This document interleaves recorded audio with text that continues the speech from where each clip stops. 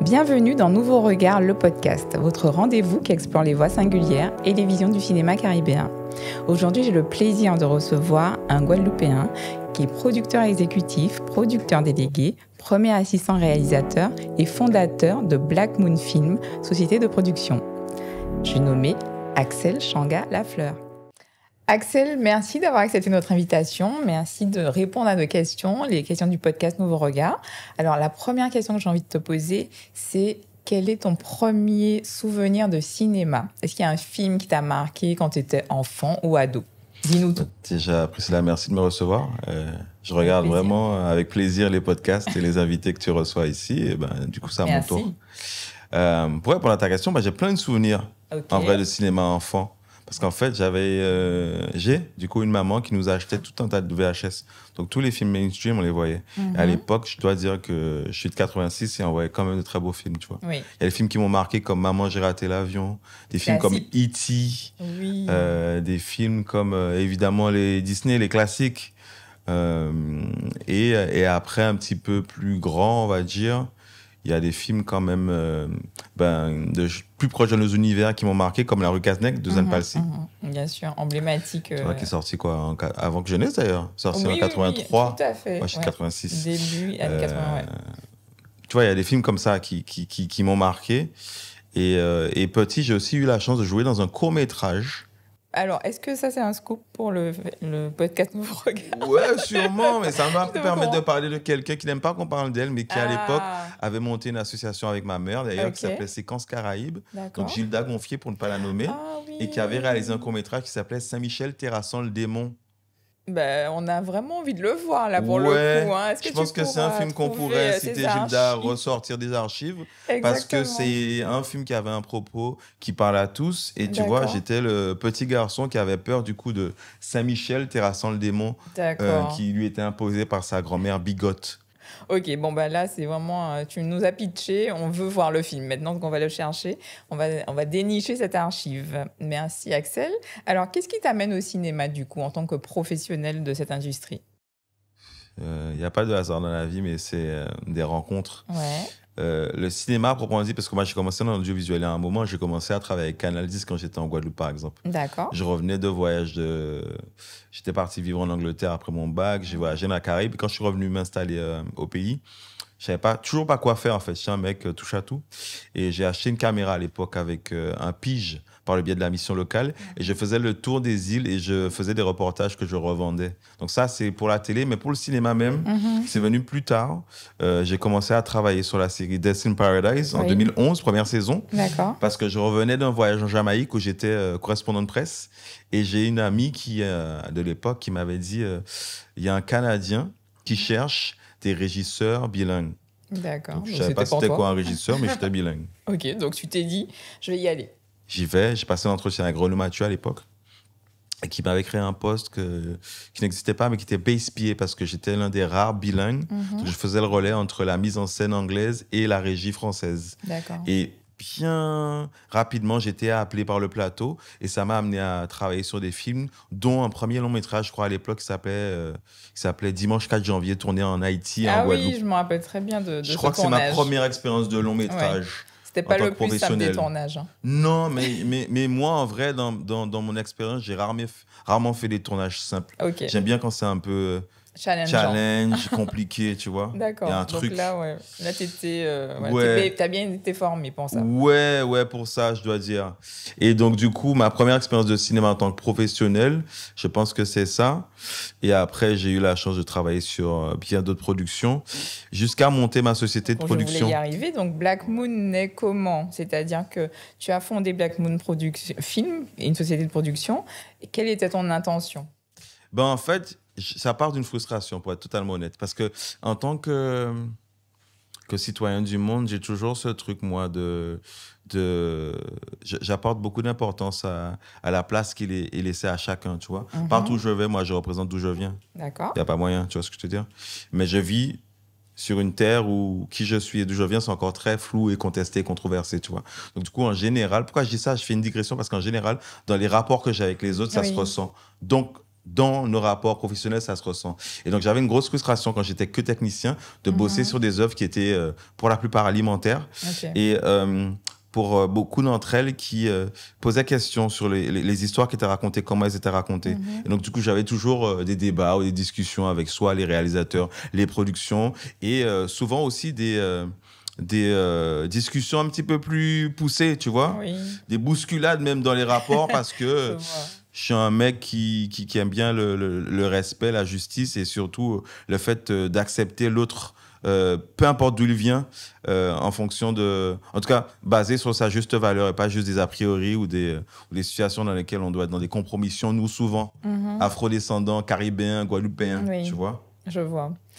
Qui sommes sur des territoires en mouvement. Donc, je ne sais pas si j'ai trop digressé ou si j'ai répondu à ta question. Non, j'ai bien compris. Je pense qu'on a bien compris ton propos par rapport à cette envie d'accompagner des histoires authentiques.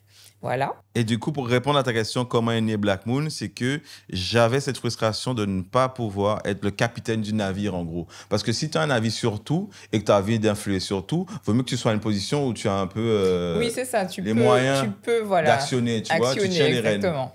Et donc, du coup, ça m'a titillé. Et en fait, dans mon parcours de vie, j'ai eu pas mal d'expérience en tant que production sans le savoir, jusqu'à le matérialiser. Tu sais, à l'époque, j'avais une petite émission, par exemple, sur Canal 10, où c'est moi qui cherchais les sponsors et c'est moi qui montais l'émission. Ça, c'est le taf d'un producteur. Oui, je ne savais pas à l'époque. En fait, c'est ça. Tu avais déjà les prémices du métier de producteur entre les mains. Et big up à Canal 10, tu sais pourquoi? Parce qu'en fait, chez nous, souvent, on décrit le fait d'être choker, mais en fait, en choquant, on arrive à développer des compétences. Ouais, c'est ça, tu apprends sur le tas. Et donc, big up à eux pour ça, parce que c'est la télé du peuple et qu'on peut expérimenter. De donner l'accès, voilà. Après, moi, je suis passé de côté cinéma, du coup, et Black Moon, ça a répondu à cette envie de raconter aussi des histoires, des narratives, comme on dit en anglais, qui soient beaucoup plus authentiques et beaucoup plus afro-caribéano-centrés aussi, tu vois, dans le sens où on a aussi... Voilà, qui nous sommes, mais à travers des histoires qui sont des propos universels qui parlent au monde, si tu veux. Ça, c'est important. Tu vois, parce qu'on est sur des territoires où qui d'autre que nous ne peut vraiment comprendre la souffrance de l'autre, quel que soit là où il se situe dans le monde, de par notre histoire même. Bien sûr. Tu vois ce que je veux dire? Oui, tout à fait. Donc, c'est important de pouvoir raconter nos histoires pour nous, par nous, et voilà, d'être présent aussi dans cette industrie mondiale avec notre patte caribéenne et afro-descendante. C'est ça. Donc, je trouve, là, vraiment, tu as bien répondu à ma question de pourquoi juste, je la complète comment c'est né. C'est que concrètement, quand j'ai cheminé, j'ai rencontré beaucoup de gens dans mon parcours professionnel. Et à un moment donné, il y a une rencontre aussi qui a, si tu veux, matérialisé quelque chose qui était de l'ordre de l'équilibre entre l'ambition et le cheminement même vers des œuvres qui soient un petit peu plus maîtrisées sur nos caractéristiques. Okay. Et en fait, j'ai rencontré Nelson Foy, donc réalisateur de Timunao, parce que j'avais été invité par Yannick, un ami producteur, et Séverine Gibbs, donc Yannick Rosine et Séverine Gibbs, qui ont monté Zayan Film et qui produisaient du coup Timunao. Donc moi, j'étais en tant que premier assistant, mais la rencontre avec Nelson a fait qu'on a cheminé et qu'on a décidé ensemble de monter Black Moon Films. D'accord. Okay. J'avais, moi, déjà monté une petite structure qui s'appelle Soave Production, avec laquelle je travaillais déjà beaucoup avec des clients américains, de la Caraïbe et de l'extérieur, sur du fixing, tu vois. Je fixe, je pars sur une île et je trouve des décors et je trouve des solutions pour que la production se fasse. Mais ça, c'est un travail un petit peu plus de l'ombre. Oui. Mais j'ai voulu monter une entité où, clairement, il y avait l'ambition de faire du cinéma. Parce que j'ai rarement rencontré des producteurs basés chez nous qui se vendent comme étant des producteurs de cinéma. Ils sont rares. J'en ai rencontré un en Martinique, notamment, que je ne vais pas citer volontairement, mais qu'on reconnaîtra, et qui fait beaucoup de films de cinéma. Tu vois, c'est un peu pour que les gens travaillent. Et en tout cas, moi, j'ai voulu faire ça, et avec Nelson, on s'est compris, on a monté Black Moon Films, avec l'ambition très claire de très vite être sur de la production de long métrage. Okay, quel que soit le niveau d'implication, mais le but, c'était ça. Quand même bien haute, en fait. Voilà, d'être dans cette industrie mondiale, mais avec des films qui comptent. Des films nécessaires, des films qui comptent, mais surtout des films qui peuvent aussi se positionner sur l'entertainment, sur un circuit commercial. N'ayons pas peur des mots, parce qu'en fait, à un moment donné, on est dans un business, ça c'est la réalité, sinon j'aurais monté une association. Mais au-delà de ça, c'est la conscience et la certitude de pouvoir capitaliser sur notre art, nos moyens d'expression. Oui, il faut pas être gêné en fait de faire un business avec qui on est aussi et de raconter nos histoires et que ce soit complètement dans le schéma d'une industrie puisqu'on y est en fait. Oui, parce qu'on est le fonds de commerce de beaucoup de gens. Mais en fait, tu vois, quand tu regardes, mais qui a gagné l'argent là, en fait, qui est-ce qui récolte les fruits? Souvent, on est sous-représenté, tu vois, donc il y a un travail à faire là-dessus. Donc nous, on s'est dit qu'on va avec notre bâton de pèlerin, très bien, avec 3 fois 6 sous, on monte une structure et on va grossir petit à petit, mais à travers la qualité des œuvres qu'on va produire. Okay, justement, comment tu choisis les talents que tu accompagnes? C'est quoi on va dire, ce qui te touche et ce qui te pousse à miser sur un talent en tant que producteur? Le flair. Le flair? Je dis ça et je dis ça sans prétention aucune. Je dis ça pourquoi? C'est parce qu'en fait, c'est très basé sur quelque chose d'instinctif. C'est-à-dire que je sais en rencontrant quelqu'un, même si des fois je ne me rends pas compte tout de suite, si on va cheminer ensemble et comment on va cheminer. D'accord, donc c'est vraiment une question de feeling, de quelque chose d'humain. L'humain, c'est 80%, je pense. D'accord. Avant, c'était 90, maintenant, c'est 80. Ça a un peu reculé. Qu'est-ce qui a pris le pas? Parce qu'il y a des réalités qui font qu'il faut réussir à faire la part des choses un petit peu plus. Tu vois, on est dans un business, il ne faut pas l'oublier. Oui, bien pas sûr. Une association. Tout à fait. Et donc, du coup, ça, c'est très important parce que j'ai besoin de fall in love, moi, tu sais, dans mes rapports. Et donc, du coup, ça veut dire que si je fall in love avec l'œuvre, forcément, j'ai beaucoup d'atomes crochés avec l'auteur de l'œuvre. D'accord. Tu vois, l'auteur, la personne dans la tête de qui l'idée a germé, l'intention de réalisation a germé, quand ça se passe dans ce sens-là. Et si ça se passe dans l'autre sens et que c'est moi qui ai une commande, il faut quand même qu'il y ait une fibre où je me dis, tiens, cette personne, elle va raconter l'histoire d'un bout qui m'intéresse. Je vais vouloir me fight pour raconter cette histoire. C'est ça, parce qu'être producteur, ce n'est pas évident, puisqu'il faut aller chercher des moyens financiers, souvent faire des coproductions ou alors trouver des guichets pour monter concrètement, pour permettre à l'œuvre de prendre vie. Et justement, il faut avoir cette conviction que ce soit dans l'œuvre, dans l'auteur, pour pouvoir se battre, pour aller chercher de l'argent, c'est ça, hein? Ouais, et pas que pour aller chercher de l'argent.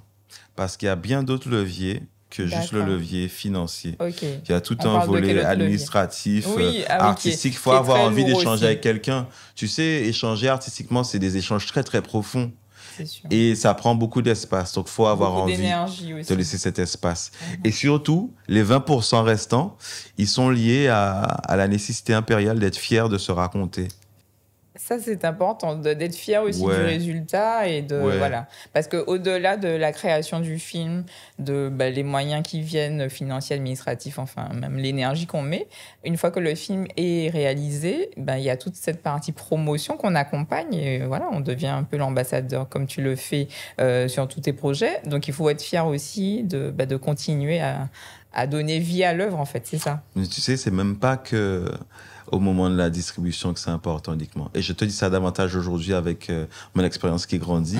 C'est le process même. D'accord. Il faut que dans le process même, moi aujourd'hui c'est une condition supplémentaire, c'est que dans tout le process, ce soit un plaisir et que ce soit une fierté de se raconter, de se fabriquer ces histoires ensemble, de fabriquer ensemble ces histoires qui nous racontent, parce que c'est des traces indélébiles qui restent, si tu veux, dans le cœur, dans l'âme des gens et qui restent dans le patrimoine. C'est ça, le patrimoine cinématographique, on le bâtit. Ouais, mais la manière dont tu chemines aussi avec les gens, il y a beaucoup d'échos. C'est comme dans tous les milieux, hein. Je veux dire, quel que soit l'industrie dans laquelle tu travailles, ce qui fait que tu avances, c'est aussi l'interaction que tu as avec les autres, ta réputation, les traces que tu laisses. Oui. Tu vois ce que tu veux dire? Oui. Et c'est jamais tout noir ou tout blanc. C'est une petite industrie comme la nôtre. Ouais. Mais c'est important pour moi parce que c'est beaucoup, comme je te dis, de sacrifices et que j'ai besoin de me dire qu'ensemble, on va réellement former une combinaison qui est singulière.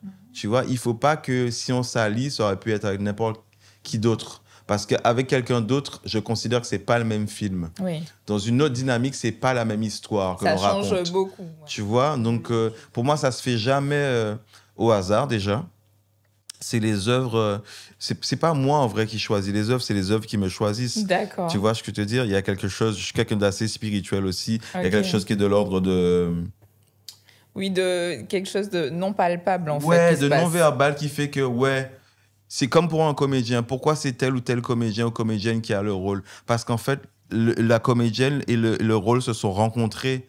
Donc, nous, on fait tout ce qu'il y a. On cadre, on embauche des gens, on pose des idées. Mais au final, dans toutes les histoires, quand tu prends le recul, on s'est choisi. C'est pour ça que même les collaborations qui, in fine, tu peux en retirer plus de négatifs que de positifs, il y a une raison pour laquelle tu as cheminé avec ces gens-là, à ce moment-là, sur ces œuvres-là. Et ça, c'est quelque chose à chérir, en fait. Parce qu'il y a toujours quelque chose de positif à en tirer. Oui, c'est beau parce qu'en fait, on voit qu'au-delà d'une industrie voilà, qui est basée sur une rentabilité aussi, bah, c'est surtout une aventure humaine très, très forte, en fait. Parce que voilà, c'est comme une alliance, en fait, qui se crée. Et il faut pouvoir avoir des sensibilités communes pour pouvoir avancer ensemble et créer quelque chose de beau. C'est clair. Merci pour cet éclaircissement aussi dans ce domaine de la production. Alors, dans justement cet univers cinématographique qui bouge tout le temps entre les plateformes, les festivals, les coproductions, en fait, quelle est ta technique? Comment tu travailles en tant que producteur? Est-ce que en fonction du projet, tu décides d'une stratégie ou alors tu as une stratégie, on va dire, de base que tu mets en place et ce sera toujours la même. Par exemple, est-ce que tu décides d'aller toujours en festival avec tes œuvres ou alors est-ce que tu penses d'abord aux plateformes? Qu'est-ce que tu mets en place? Alors déjà... pour la visibilité de ces œuvres. Ben déjà, tu vois, ta question, elle est très intéressante. Parce que je vais commencer en te disant que, tu vois, on est en train de parler d'industrie et il y a plein de métiers, comme tu le sais, dans cette industrie. Ouais. Et le métier dont tu me parles là, en tout cas vers lequel est orientée ta question, c'est pas mon métier à moi, en vrai. La distribution. C'est le métier du distributeur, de la distributrice. Donc chacun son rôle. Maintenant, vu qu'on est sur des territoires où le court-métrage n'est pas juste un coup d'essai, et c'est aussi un format qui permet aux boîtes de production d'avoir un catalogue et aussi d'éprouver des collaborations, on s'implique beaucoup sur la distribution, notamment de nos œuvres, parce que nos œuvres ne sont pas toujours bien perçues ou bien vendues. C'est ça. Il faut qu'on ait quand même un regard sur ça. On est obligé d'avoir un regard sur ça parce que, tu vois, par exemple, dans notre paysage, il y a une société qui distribue des films panafricains. En tout cas, il n'y en a pas qu'une, mais ce que je veux dire, il y en a une dont j'ai envie de parler, qu'on connaît bien, Claire Diao, Soudou Connexion, pardon, et qui, si tu veux, a commencé par du court et qui, petit à petit, a grossi et aujourd'hui distribue du long aussi. Ouais. Et pourquoi je dis ça? C'est parce qu'en fait, il faut des interlocuteurs qui arrivent à vendre nos films. Et en même temps, je suis un mec qui ne suis pas pour la ghettoisation des œuvres. Donc, du coup, ça veut dire qu'il faudrait que, pour qu'on grandisse, que demain, on n'ait plus à expliquer comment il faut vendre un film qui vient de chez nous. Parce que les films qui viennent de chez nous sont des films, en fait. Oui, c'est ça. Est-ce qu'il faut qu'on soit dans un catalogue de films qui soit uniquement afro-descendants? Je ne pense pas. Ou on peut être dans un catalogue d'un autre distributeur qui distribue du Audiard ou autre? Je pense qu'il faut qu'on soit en capacité d'avoir des réseaux de distribution qui nous sont favorables. Oui. N'ayons pas peur de le dire, parce qu'en fait... tous les cinémas, toutes les communautés ont des canaux de visibilité qui leur sont favorables. Il n'y a pas de raison qu'on y échappe. Par contre, est-ce que ça doit nous enfermer? Non. C'est pour ça qu'en fait, je veux dire, un distributeur comme The Jokers est capable de distribuer un film comme Zion. Tu vois, et que ça ne doit pas être quelque chose d'exceptionnel en soi. Oui, parce que c'est un film, c'est une histoire. C'est un film avec des caractères, avec des personnages, pardon, avec une histoire, avec un point de vue, avec un réalisateur en l'occurrence, et tout un tas d'ingrédients qui ne dépendent pas de son origine, de sa culture, de son enracinement géographique. Oui, tout à fait. Tu vois ce que tu veux dire, raconter une histoire, c'est quelque chose d'universel. Oui, bien sûr, c'est raconter, voilà, c'est parler au monde en fait. Ouais. Et justement, j'ai envie de parler de Zion, parce que Zion, c'est vraiment, on va dire, emblématique de l'essence de ce que tu veux faire à travers Black Moon Film, donc raconter des histoires universelles, mais qui racontent aussi nos réalités. Est-ce que tu peux me parler de l'aventure Zion? Parce que c'est quand même une sacrée aventure. Non, mais c'est une folle aventure, Priscilla. Enfin, t'es témoin des prémices. Tout à fait. Mais justement, moi, je suis impressionnée par l'ampleur que ça prend. Et surtout, l'appropriation aussi du public avant même que le film ne soit sorti. Ouais. Mais c'est parce qu'en même temps aussi, il y a un public, tu vois, et c'est là on revient à la discussion, qui en demande d'histoires authentiques, ancrées. Et tu vois, moi, quand je rencontre Nelson, c'est ça qui fait qu'on clique. Ouais. Parce qu'en fait, on se parle d'univers qu'on a envie de développer, tu vois, chacun à nos niveaux, et qu'on est dans cette dynamique aussi avec les autres. Il y a plein de frères et sœurs qui sont dans cette dynamique-là, qui font qu'aujourd'hui, je te garantis qu'il y aura un avant et un après Zion, dans le sens où tous les curseurs ont été poussés au max. Au maximum, c'est ça. C'est-à-dire que le mec, il arrive avec son ambition, son film, il convainc des producteurs. Après, il chemine avec d'autres. Et il y a toujours la même ambition de se raconter, mais de se raconter à un niveau où on peut aller s'asseoir à la table des plus grands, tu vois. C'est la vraie ambition qui est affichée dès le départ. C'est pas un truc qui vient en cheminant. C'est la pulsion même, tu vois. La vision dès le départ de se dire on va vers l'excellence et on veut que les films soient vus dans des sphères vraiment des écrins parfaits pour ce type d'œuvre en fait. Ouais. Et pas parce que c'est des œuvres caribéennes, mais parce que c'est une œuvre qui vaut le coup d'être vue et qui raconte une histoire. C'est ça. Et en plus là, derrière, tu as l'ambition d'un mec comme Nelson qui a envie de raconter des histoires dans un univers qui est sous-représenté. Tu vois, il y a ce truc hybride entre la banlieue et le ghetto que l'on connaît, nous, en Caraïbes, de par son histoire à lui. Mais si tu veux, là où ça parle au plus grand nombre, c'est qu'on arrive à cheminer sur des œuvres qui sont quali. Tu vois ce que je veux dire ? Tu as de l'écriture, tu as de la réal et tu as des œuvres qui sont produites. Tu vois, dans tout ce que ça comporte d'accompagnement et de visibilité. Et donc, du coup, tu vois, Zion, moi, je suis fier parce que c'est un cheminement, comme je te disais tout à l'heure, avec des frères et sœurs. Tu as beaucoup de chefs de poste qui sont de chez nous. Ouais. Et quand je dis chez nous, c'est Guadeloupe, Martinique. Oui. Tu vois, on n'a pas de Guyanais sur Zion, mais sur les autres productions de Black Moon, on en a. Et ici, tu vois, quand on chemine avec... du coup, c'est Kiss Film qui développe Zion à partir de Timounao. C'est Jamel Debbouze qui a créé Kiss Film et qui chemine avec une productrice qui est incroyable, qui est Sylvane Arkin, qui est vraiment une personne qui humainement aussi, pour qui j'ai beaucoup de respect parce qu'elle se bat pour raconter des histoires en fait. Tu vois, qui sont... Donc, en fait, la démarche c'est une démarche similaire, donc ça accélère aussi le processus de collaboration. Ouais, et en fait, quand il tombe sur Timounao, il propose à Nelson de développer Zion. Et comme je te dis, nous, on monte Black Moon, donc du coup, la discussion est fluide, naturelle, puisque Kiss Film a besoin d'acteurs de terrain et qui connaissent les univers. Et puis, Laurence Lascaris aussi, qui se joint à la team et qui, elle, s'est battue depuis belle lurette, tu vois, qui a produit l'Ascension, qui milite, qui est une Guadeloupéenne, tu vois. Que ces histoires soient vues sur le plan national et international. Exactement. Ouais. Tu vois, donc elle monte de l'autre côté du périph', et de l'autre côté du périph', du coup, coproduit avec Kiss Film et Black Moon, Zion, qui est au-delà d'être une histoire folle, c'est aussi un film qui est fabriqué avec des équipes de chez nous et des compétences de chez nous de le dire, qui côtoient les compétences d'ailleurs, tu vois. Et là-dessus, ça a été vraiment quelque chose de motivé. Et je pense que ça se ressentira aussi dans la vie future de ce film, tu vois. Au-delà et donc, du coup, la vie de ce film, qu'est-ce que tu vois ? Qu'est-ce que tu entrevois ? Parce que le film est sorti à l'heure où on se parle. Donc, il est sorti d'abord aux Antilles-Guyane. C'est ça, aux Antilles-Guyane. Et ensuite en national. Déjà, cette stratégie, pourquoi ? Ça a été, je ne veux pas mentir, sans révéler tous les deux sous les discussions, ça a été une vraie volonté déjà. D'accord. De se dire que, tu sais, le film, 100% tourné à la maison déjà. Casting 100% antillais. Oui. Et si on veut être même plus précis, 100% Guada. Oui, d'accord, ok. Je crois que ça ne s'est jamais fait dans l'histoire du cinéma français.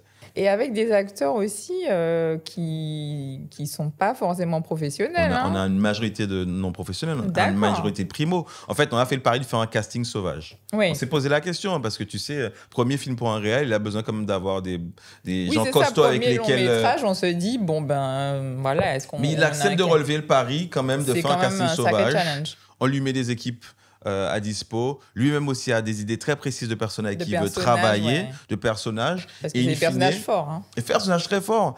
Et in fine, il fait un super travail avec eux aussi de préparation, tu vois, qui fait que, tu vois, ils se sont pas révélés comme ça que par magie. C'est un travail. Tu vois, chacun arrive avec sa contribution. Il y a un vrai travail derrière. De direction d'acteurs.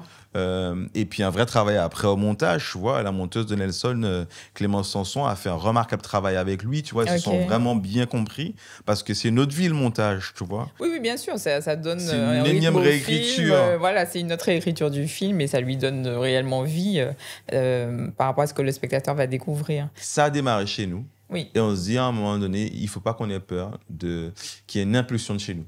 Parce que la réalité, c'est que le film n'a pas de casting au sens de l'industrie. C'est-à-dire qu'il n'y a pas d'acteur bankable. Donc, le film fait aucun festival de catégorie A.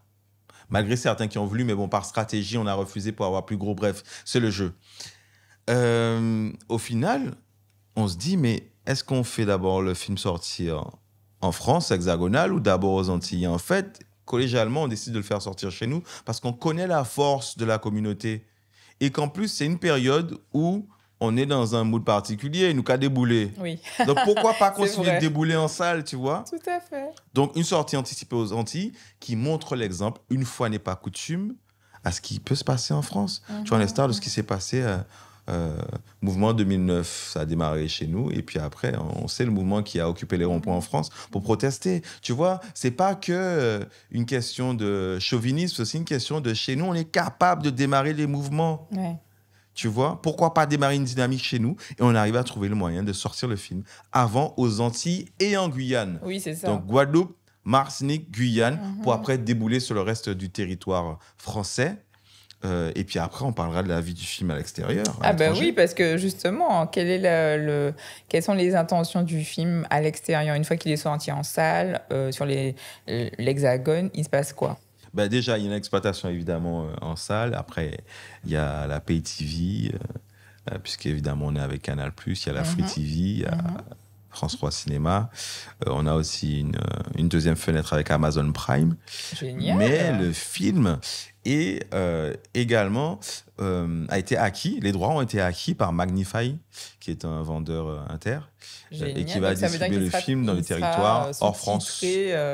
Dans plein de langues, quoi. Donc, il sera visible par beaucoup de personnes. Il sera visible par un très grand nombre. Donc, les chiffres, tu sais, nous, on espère quand même viser des gros chiffres chez nous. On espère qu'on aura atteint les 100 000 entrées chez nous. Pourquoi pas? Oui, mais bien sûr, mais de toute façon, là, le film a fait un engouement incroyable. Voilà, moi, j'ai vu mon feed quand tu as sorti l'affiche, il n'y avait que Zion, en fait. Hein. Il était très attendu et forcément très soutenu. Donc, moi, je souhaite le meilleur à ce film. Et puis, on assure, si on veut parler chiffres, il faut qu'on arrive à mobiliser, je dirais, ne serait-ce qu'au moins 30% de la communauté afro-antillaise. Et même si on retire les Africains, la communauté antillaise en Île-de-France, si on arrive à mobiliser ne serait-ce que 30%, on peut faire de beaux chiffres. Je ne dis pas chiffres nationaux parce que ça fluctue en fonction de tellement de choses. Mais oui, surtout, mais on a l'occasion de ne pas être ridicule. Ouais. Et est-ce qu'il y a des films antillais qui sont des exemples pour toi, des films qui ont parlé aussi de réalité, de nos réalités sociales, qui sont des exemples et qui ont peut-être ouvert une porte à Zion? De toute façon, tous les films qui sont arrivés avant ont en quelque sorte ouvert une porte à Zion. Tu vois, je veux dire, Coco la fleur de Feu Christian Lara a ouvert des portes, a ouvert une fenêtre. Oui. Plus tard, Rue Cazenec de Zanpalsi en a ouvert d'autres. Ensuite, Jean-Claude est arrivé avec Nègre Marron à l'époque. Moi, je me souviens, Nègre Marron, ça doit être 2005. Moi, je viens d'avoir mon bac, je suis parti à Londres. Et tu l'as vu quand tu étais où quand tu as vu Nègre Marron? Je sais plus où j'étais quand j'ai vu Nègre Marron. Tu n'étais pas en Guadeloupe? Franchement, je crois que j'étais plus en Guadeloupe. Mais je suis fier, en fait, parce que je vois tout l'engouement qu'il y a eu autour. À l'époque, il avait ramené toute la scène rap créole, au-delà d'Admiral et d'Ali qu'il y avait à l'époque. Il avait ramené toute la scène rap créole. Il y avait des mecs comme Stomy Bugsy. Tu vois, il avait fait un vrai brassage et surtout, on parlait d'une histoire qui nous parlait. Oui, c'est ça. C'était une des... Voilà. En tout cas, quand on était jeune adulte et qu'on était loin, c'était une histoire qui nous parlait forcément. Donc, Et tu vois, Jean-Claude, par exemple, c'est un très bel exemple parce que Jean-Claude, c'est un vrai grand frère. Dans le sens où c'est un mec qui a valdingué, qui ne fait pas partie de ma génération, mais de la génération d'avant, et qui passe le relais. Et du coup, qui a posé les jalons aussi pour qu'on soit capable aujourd'hui de produire des films avec de nos univers. Parce que, tu vois, il y a le travail qu'il fait avec ses films, il y a le travail de l'ombre, les discussions qu'il y a dans l'ombre. Quand tu sièges en commission aussi et que tu peux aider un film parce qu'il a une thématique nécessaire, c'est ce genre de personnes sur lesquelles on peut compter, Jean-Claude. Oui, qui font partie de l'industrie. Et qui est résilient.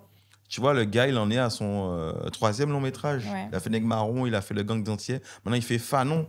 Il s'est attaqué à un personnage de l'histoire qui est sous-estimé en France, mais qu'on connaît aux États-Unis, qu'on connaît en Afrique. Partout, en fait. Tout à tu vois, moi, j'ai eu la chance de voir Fanon en avant-première mondiale au Festival de Marrakech en fin 2024. C'était une fierté. standing ovation. Et aujourd'hui, je vous souhaite aussi d'avoir une longue vie à ce film parce que, tu vois, derrière, il y a les équipes acharnées de Sébastien Onomo qui, pareil, milite, tu vois, pour un cinéma qui soit plus représentatif de nos territoires et du monde en général. Oui, tout à fait. Mais là, en tout cas, il se passe quelque chose de très particulier. On est dans une période très spéciale et peut-être même unique parce que ça va peut-être ouvrir, comme tu disais, il y a un avant et un après. Mais on est dans une période où on a des longs métrages caribéens qui nous rendent très fiers et qui, justement, ont des stratégies, parce qu'il faut en avoir, qui sont de toucher pas seulement notre communauté aux Antilles-Guyane, pas seulement notre communauté dans l'Hexagone, mais vraiment le maximum de personnes. Donc, c'est vraiment une période en fait très excitante. Je trouve qu'il se passe quelque chose de très spécial. Oui, clairement. Voilà. Donc, très clairement. Est-ce que tu aurais maintenant un conseil à donner à justement un jeune producteur qui, comme toi, a envie d'apporter sa pierre à l'édifice de notre patrimoine cinématographique caribéen et qui a l'idée de se lancer? Et voilà, est-ce que tu as un conseil à donner? Conseil pour un producteur? Oui. Il a envie d'accompagner, il a cette fibre. Je ne sais pas si j'ai vraiment des conseils. C'est difficile de donner des conseils aux gens. Mais moi, ce que je dirais, c'est ne pas hésiter à rester fou. Parce que je pense que pour être producteur, il faut être fou. Ça, c'est pas mal. Ouais, voilà. Ouais, il faut avoir un petit brin de folie, tu vois, je pense. Et puis, soyez toujours fiers de ce que vous défendez. Je pense que ça peut être un bon conseil. Et est-ce que toi, d'ailleurs, je te connaissant, Axel, je sais que tu ne sais pas parce qu'un projet est caribéen que tu vas forcément y aller. Est-ce que voilà, tu n'as pas peur justement de dire non, cette collaboration, je ne vais pas y aller parce que je veux viser... voilà. Comme je te disais, il faut qu'humainement, ça m'intéresse déjà. Donc ça, c'est la première chose. Et deuxièmement, il faut que je sois fier de ce que je défends. Tu vois, si à un moment donné, tu veux aller en compétition au Carifta Games, il faut que tu passes un certain nombre de tests déjà. Et puis après, que tu fasses des compétitions qualificatives pour y arriver, tu vois. Et je fais cette espèce de parallèle avec le sport parce qu'il y a le côté performance qui est associé, mais il y a aussi le côté exigence standard. Tu vois, à un moment donné, on est connu à travers le monde grâce à Kassav, mais Kassav a fait de la musique expérimentale d'abord, mais qui a été éprouvée et que des grands comme Miles Davis ont reconnu comme étant des courants influents. Tu vois ce que je veux te dire? Les musiciens de Kassav sont de vrais musiciens. Tu vois ce que je veux dire? Je veux dire, rien n'est laissé au hasard. Et que chez nous, il ne faut pas qu'on ait peur de se dire les choses. Les pas bon, il faut dire pas bon. D'accord. C'est pas des attaques personnelles. Non, mais c'est pour aider de toute façon à aller vers le haut. Tu vois, et voilà, tu as dit le truc. Tu vois, et donc du coup, non, c'est pas parce que tu es caribéen qu'on va fonctionner ensemble. Par contre, si tu es caribéen, je vais prêter une oreille et peut-être que j'aurais plus envie de te conseiller si tu me le demandes. Hein. Oui, moi, bien pas sûr, mon conseil, si pas moi des moyens. Si jamais il y a des choses à améliorer. Et encore une fois, c'est mon avis à moi. Peut-être qu'il y a quelqu'un qui va kiffer ce que tu fais. Oui, non, mais bien sûr. Après, on est quand même dans un univers humain. Hein. On n'est pas des machines. C'est aussi en fonction de notre sensibilité qu'on travaille ensemble ou pas. J'ai envie de dire, franchement, que je suis tellement excité. Excité d'être là où je suis aujourd'hui. Excité que nous soyons où nous sommes aujourd'hui. Parce que quand je vois des initiatives comme la tienne aussi, c'est toujours dans la précision, la qualité, la recherche du mieux faire, du mieux se présenter. Et tu vois, ça ne souffre pas de contestation, en vrai, tu vois. Le Nouveau Regard Film Festival, c'est un événement incontournable aujourd'hui parce qu'il y a une équipe qui travaille derrière, tu vois. Et moi, c'est ça qui me fait plaisir. Dans plein de domaines chez nous, on est des bosseurs, on est des rêveurs, on est des visionnaires. Ça, il ne faut pas qu'on l'oublie. Et moi, j'ai envie de juste, je sais pas, vu qu'on est sur les réseaux, j'ai envie d'envoyer un big up à plein de gens que j'aime. Tu vois, comme on parle de cinéma, j'ai envie de big up les gens que j'aime, avec qui j'ai déjà cheminé, avec qui peut-être je ne cheminerai jamais, ou avec qui peut-être je ne cheminerai plus. Mais il y a des gens que j'ai envie de citer, tu vois. Vas-y. Parce qu'ils participent de toute cette dynamique dont on est en train de parler. Tu vois, je pense... notamment, évidemment, à Nelson, qui est mon associé chez Black Moon. Je pense à quelqu'un que je viens de rencontrer. Allez, ça fait plus d'un an maintenant, mais que j'ai plaisir à accompagner, qui s'appelle Claude Germani. C'est une jeune réalisatrice, scénariste martiniquaise dont vous allez entendre parler. On a hâte. Roy Jox, qui est un Martiniquais que j'ai rencontré à Londres et à qui je chemine aussi sur du documentaire. Un mec comme Maxime Cole, qui lui est un chef-op et qui a beaucoup de talent et beaucoup d'ambition. Marvin Yamb, mon frère de Guyane. Mon chouchou guyanais. Tout à fait. J'ai envie de citer aussi Sarah Maléon, qui est une amie de longue date que j'ai connue avant de faire du cinéma. Et on s'est retrouvés, il n'y a pas de hasard, sur le cinéma. Et qui aussi est une battante, une scénariste martiniquaise de chez nous, avec un caractère bien trempé et avec des histoires bien nécessaires. Oui, tout à fait. Et je lui souhaite de poursuivre sa route. Un clin d'œil aussi à Enrica Moutou, qui est une Guadeloupéano-martiniquaise et qui est une personne extraordinaire, qui fait des films aussi qui sont nécessaires. Elle a autoproduit son premier film. Elle a été accompagnée sur son deuxième, qui a eu plus de 50 distinctions dans le monde. Ah non, mais il s'appelle Dorlis. Dorlis. Ouais. Merci de m'aider, tu sais, le petit trou de mémoire. Non, mais et elle a sorti son troisième cours qui s'appelle Le Génie, et qui commence aussi à vivre.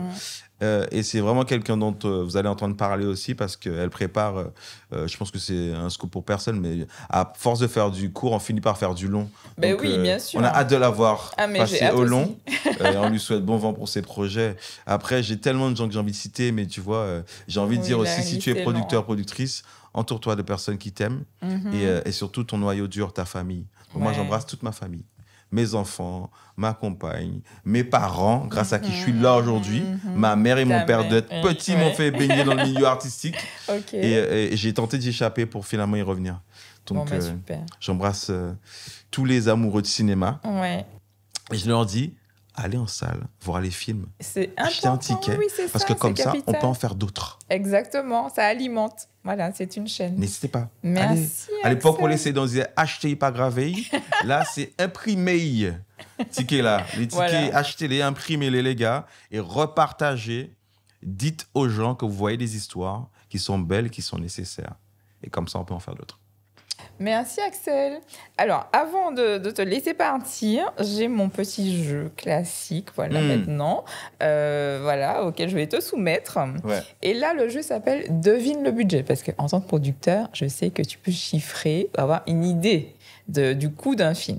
Donc, je vais te parler d'un film, je vais te donner quelques indications et je vais te demander d'estimer un petit peu le budget de ce film. Donc là, si je me loupe, là, je suis un mauvais producteur. Ah bah, écoute, il ne faut pas te louper. Voilà, c'est un petit peu là, il y a un petit peu de pression, mais voilà. Donc, il s'agit d'un film d'horreur indépendant, américain, sans gros effets spéciaux et pas d'acteur forcément bankable, même pas du tout au moment où il sort. En huis clos, donc avec une tension psychologique. Je crois que je vois de quoi tu parles. Voilà, et le film est sorti en 2017, un film de Jordan Peele. Est-ce que tu vois de quoi Get Out. Get Out, exactement. Jordan Peele. Voilà, donc je t'ai donné un petit peu les caractéristiques. Film d'horreur indépendant, pas de gros effets spéciaux, des acteurs pas bankable et un huis clos. Donc, à peu près, à ton avis, combien coûte un film comme celui-là? Alors, j'ai pas les chiffres de Get Out en tête. J'aurais dû réviser les films qui m'ont marqué. On doit être entre quelque chose comme entre 5 millions. Eh bien, écoute, on n'est pas loin du tout. Alors dollars. Là, franchement, donc bravo, puisqu'on est vraiment à 1 million près, puisqu'on est à 4,5 millions. Donc, la preuve qu'un film avec un budget qu'on peut dire petit, par rapport aux autres films américains, qui peuvent cartonner et mettre une empreinte. Chapeau, parce qu'il y a du travail. Ah, il y a du travail, mais surtout, il a marqué les esprits. Ouais. Bravo Axel, merci. Vous êtes prêté au jeu. J'ai gagné quoi?